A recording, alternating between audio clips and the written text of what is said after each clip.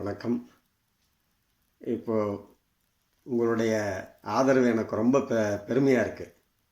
அதாவது உங்களுடைய date of birth கொடுங்க, பிறந்த ஊரை கொடுங்க, நேரம் கொடுங்கன்னு சொல்லி ஒரு பதிவு போட்டிருந்தேன், ஷார்ட்ஸாக போட்டிருந்தேன். அதுக்கு 1700 பேருக்கு மேலே எனக்கு வியூவர்ஸ் வந்துட்டாங்க. அதில் ஒரு மலேசியன் நாட்டில் இருந்து ஒருத்தரும் யூஎஸ்ஏலேருந்து ஒருத்தரும் பேசினாங்க. அவங்க டேட்ஸ், அதாவது காதல் சம்மந்தப்பட்ட விஷயத்தில் தோல்வி அடைஞ்சதை பற்றி பேசி ஒரு விளக்கம் கேட்டாங்க. அவங்களுக்கு ஒரு விளக்கம் சொல்லியிருந்தேன். இப்போ அவங்க மறுபடியும் என்னை தொடர்பு கொண்டு எனக்கு கொஞ்சம் வெற்றி அடைஞ்சிற மாதிரி தெரியும்னு சொல்லி என்னை தொடர்பு கொண்டு பேசினாங்க. எனக்கு கொஞ்சம் சந்தோஷமாக இருக்குது. அவருக்கு வாழ்த்துக்கள். அதே மாதிரி வெளிநாடு தொடர்புகளும் நிறைய கிடச்சிட்டு இருக்கிறது எனக்கு ரொம்ப சந்தோஷமாக இருக்குது. இந்த வீடியோ போட்டு ரொம்ப நாளாச்சு. வீடியோ போடலை, ஒரு மாதமாக இருக்கும், ஒரு மாதம் இருக்கும் வீடியோ போட்டு. இப்போ தான் கொஞ்சம் ட்ரை பண்ணுறேன். அன்பர்கள் எல்லாம் மறுபடியும் நிறைய தொடர்ந்து ஆதரவு கொடுங்க. இந்த வீடியோவை கமெண்ட் பண்ணுங்கள், லைக் பண்ணுங்கள், ஷேர் பண்ணுங்கள், இந்த சேனலை சப்ஸ்கிரைப் பண்ணுங்கள். உங்களுக்கு நிறைய விஷயங்களை நான் போட்டுட்ருக்கேன்.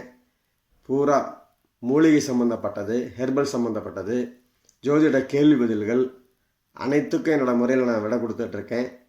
நீங்கள் இனிமேல் தொடர்ந்து என்னை தொடர்பு கொள்ளலாம். என்னுடைய வாட்ஸ்அப் லிங்க்கு, என்னுடைய பிளாக்கர் லிங்க்கு, இன்னும் நிறைய தொடர்புகள் உங்களுக்கு வந்துக்கிட்டே இருக்கும். அதை நீங்கள் கரெக்டாக பயன்படுத்தி என்னை நீங்கள் தொடர்பு கொள்ளலாம். முதல்லையே ஒருக்கா இந்த துளாராசியை பற்றி போட்டுட்டேன். அடுத்தது தனுசு ராசியை பற்றி போட போகிறேன். விருச்சிக ராசியை பற்றி ஒரு சிலர் கேள்வி கேட்டிருந்தாங்க, அதுவும் கொடுத்துட்டேன்.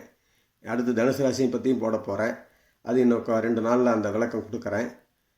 இந்த வெளிநாடு வாழ் நண்பர்களுக்கும் சரி, இங்கே இந்தியாவுக்குள்ளேருந்து எனக்கு ஃபோன் பண்ணவங்களும் சரி, வாட்ஸ்அப்பில் தொடர்பு கொண்டவங்களுக்கும் நன்றி. ரொம்ப எனக்கு கொஞ்சம் பெருமையாக இருக்குது. உங்களுடைய ஆதரவு எனக்கு ரொம்ப சந்தோஷம் அளிக்கிறது. நீங்கள் இன்னும் நிறைய தொடர்புகள் கொடுங்க. புலிப்பாணி சித்தருடைய ஆசியாலையும், என்னுடைய குரு கொங்கண சித்தர், மூக்குப்பிடி சித்தர் ஆசியாலும், அம்மன் பகவதி அம்மன் அருளாலும் உங்களுடைய எல்லாருக்கும் நல்ல வாழ்க்கையும் அருமையான நிகழ்ச்சிகளையும் சுபகாரியங்களையும் நிறைவேற்றி கொடுக்கட்டும். அதே போல் இப்போ உங்களுக்கு என்னுடைய கனெக்ஷன்லாம் இப்போ அதிகப்படுத்தியிருக்கேன். பிளாக்கரில் என்னோடய வெப்சைட் ஒன்று ஓப்பன் பண்ணியிருக்கேன். மீடியமில் என்னோடய வெப்சைட் ஓப்பன் பண்ணியிருக்கேன்.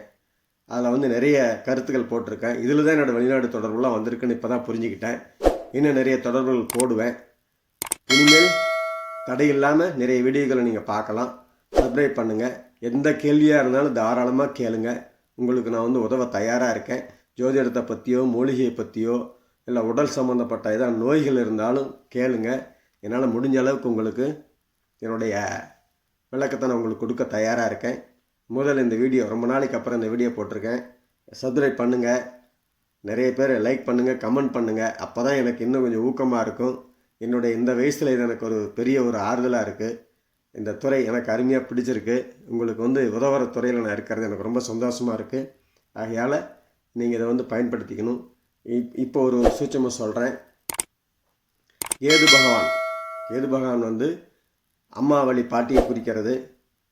அந்த கேது பகவான் 7ல் இருந்தால் அவங்க கலஸ்தரஸ்தானத்தில் கேது பகவான் இருக்கும்போது அவங்க விருப்பப்பட்ட திருமணம் நடக்கணுங்கிறது விதி. அதுவே ராகுவாக இருந்தால் கண்டிப்பாக திருமண வாழ்க்கையில் அவங்க விருப்பப்பட்ட திருமணம் தான் லேட்டான திருமணம் நடக்கும். கேது பகவான் இருந்தால் சுபர்கள் பார்த்தா, அதாவது குரு, வளர்பிறை சந்திரன், சுக்கிரன் இவர்கள் பார்த்தா அந்த கேது பகவானுடைய தன்மை குறைஞ்சி நல்ல வாழ்க்கை அமைகிற வாய்ப்பு உண்டு. அப்படியே எந்த சுபரும் இல்லாமல் பாவர்கள் பார்த்தாவோ, பாவத்தோட இடத்துல இருந்தாவோ கேது பகவான் இருக்கும்போது அவங்க விருப்பப்பட்ட திருமணம் பெரியவங்களால் நிச்சயிக்கப்பட்டு நல்லபடியாக நடக்கும். ராகுவாக இருந்தால் அப்படி நடக்காது. இந்த மாதிரி விதிகள் நிறையா இருக்குது. இதை ராகு கேது தோஷம்னு சொல்லி எல்லாம் சங்கடப்படுத்துவாங்க. அப்படி அல்ல. அதற்கு ஈடு இணை செய்யும் ராகு கேதுக்கள் நல்ல இடங்களை தரும் இணையாக பார்த்து சேர்க்க வேண்டும். ராகு 7ல் இருக்கிற தோஷம் அப்போ இருக்கிறவங்களே போய் சேர்த்துனா அதே பாதிப்பு தான் அவங்களுக்கு வரும். ஆகையால் இந்த ராகு கேது தோஷத்தை இருக்கிற தோஷத்துக்கு ராகு கேது நிவர்த்தி பண்ண ஒரு ஜாதகத்தை பார்த்து பொருத்தம் பண்ணுங்கள். ஜோதிடர்கள் நிறைய பேர் ஒரு சிலர் தவறு செய்கிறாங்க. அதுவும் எனக்கு நான் ஒரு மீட்டிங்கில் பேசியது குறிப்பிட்டு சொல்லியிருக்கேன். ராகு அது தோஷங்கிறது ஒரு தோஷமாக சொல்லி பயமுறுத்தாதீங்க அப்படின்னு சொல்லியிருக்கேன். நீங்கள் வேணும்னா எனக்கு தொடர்பு கொள்ளலாம். என்னோடய எண்களெல்லாம் வந்துக்கிட்டே இருக்கும். நீங்கள் தாராளமாக அதை தொடர்பு கொண்டு எங்கிட்ட பேசலாம். இது உங்களுக்கு விருப்பமான ஒரு நிறைய முடிவுகளை நான் தயாரிக்கேன். நன்றி, வணக்கம்.